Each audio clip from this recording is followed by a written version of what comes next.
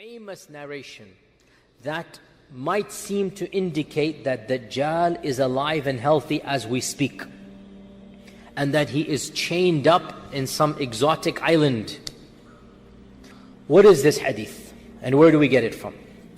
This hadith is the famous hadith of Fatima binti Qais, one of the famous sahabiyat. She narrates, and this hadith is in Sahih Muslim, that one day we were sitting in our house when we heard the crier running through the city saying, As-salatu jami'ah, as-salatu jami'ah. As-salatu jami'ah is how the Prophet ﷺ would call the Sahaba to the masjid when there was an issue other than the 5 salawats. So, the Prophet ﷺ went on the mimbar and sat down. And he said, do you know why I called you? They said, Allah and His Messenger know best. He said, I did not call you today to give you an advice or a lecture to cause you to cry or to fear Allah. That's not the reason. A maw'idah, no khatira today. I didn't call you. But rather, I came to tell you what Tamim ad-Dari came to inform me. Tamim ad-Dari was one of the few Sahabi who was a Christian and then embraced Islam. The majority of Sahaba were pagans. And so, Tamim ad-Dari came to me embracing Islam, and he told me a story that happened to him many, many years ago. Now, Tamim ad-Dari is from one of the tribes up north, and those tribes were seafaring tribes. They would ride the ocean.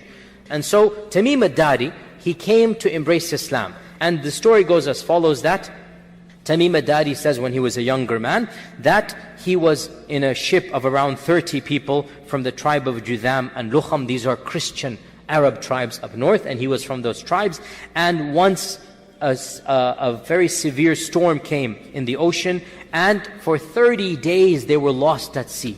No clue where they were until they came to a faraway, ocean that they could not recognize, and they saw an island in the distance. So some of them, Tamim ad-Dari and a few of them, took the smaller boat to go get some water, to go get some food. So every large boat has that small boat to go in. So they took that smaller boat to go to that island. And when they landed on that island, they met a very terrifying animal, a beast that could speak to them, a dabba that could speak to them. And Tamim saw this and his people, and they were terrified. And the beast said, come with me. I'm going to take you to my owner or my master. And they went to this island, and they went to this cave where they saw a man larger than any man they have ever seen. And the man was tied up in a more severe manner than any man they have ever seen. And the man then began to ask a number of questions. And it goes like, 10 questions or so. I'm not going to go to all of them. And they were so terrified, they just responded one after the other. And until in the end, the last question was, has the Ummi Prophet been sent amongst the Arabs? And Tamim ad-Dari at this time was a Christian, but he was an Arab. He knows the Prophet has come. So he says, yes, he has been sent. And he has come out from Mecca, and he has settled in Yathrib, because he didn't call it Medina, because only Muslims called it Medina. Dajjal then said, if there is good in the Arabs, they should follow him, and I will tell you about me. I am the Masih, and it is only a matter of time before I am let loose. And when I am let loose, I shall visit every single city on earth in 40 days, except for Mecca and Medina, for they are made haram for me. Every time I come to them, the angels will stop me. Then the Prophet ﷺ stopped his lecture, and he said, did I not tell you about the Dajjal? And they said, yes, you did. Now this hadith ends over here. Now, this hadith is the famous hadith of Tamim ad-Dari, narrated by one Sahabiya, Fatima binti Qais. And it is in Sahih Muslim, and its chain appears to be authentic. Now, this hadith has caused a lot of controversy in the Ummah. Why and how? Because it throws a spanner in what we seem to know about the Dajjal. Other traditions mention that the Dajjal will come towards the end of times.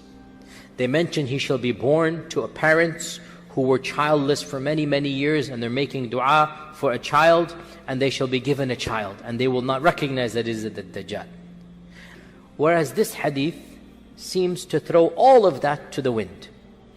And the Dajjal is alive and healthy, he's tied up, he knows he's the Dajjal, etc., etc. And because of this leads us to a very deep issue. Is it allowed to problematize hadith based upon the content and not based upon the chain? And the vast majority of scholars said no, and for good reason. Because if you open this door, then it will never be shut. A very small handful said yes with a lot of conditions. And this is not the time to go into that. But one of those conditions, and I like this, one of those conditions is the problematization should not come from your mind or logic or rationality. It should come because it seems to be clashing with other ahadith. You understand this point, right? We have to now reconcile between this. So, based on this issue, we have some great ulama from the past and from the present, they did problematize this particular hadith.